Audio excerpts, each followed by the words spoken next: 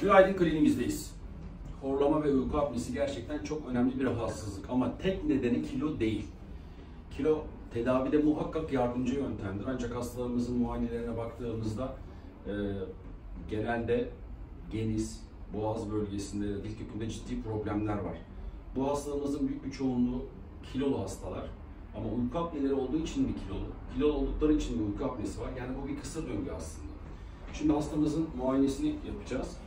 Baktığımızda Valivas indeksi yüksek, boyun ve gıdık yapısı 4 dörtlük uyku apnesi görüntüsünde. Zaten kendisi de tarif ediyor. Sabahları yorgun kalkma, gün içerisinde uyku hali, dinlenmeden uyandığını tarif ediyor. Sinüzitlerle ilgili geçirilmiş bazı operasyonları var. Burnunda alerjik bir yapısı var. Eyvallah, bunlara bir sözüm yok. Daha önce geçirilmiş burun ameliyatları var ancak ben şimdi bir şey fark ettim. Yaslayın başınızı arkaya. Şimdi uyku apnesinde özellikle geniz bölgesi çok önemli.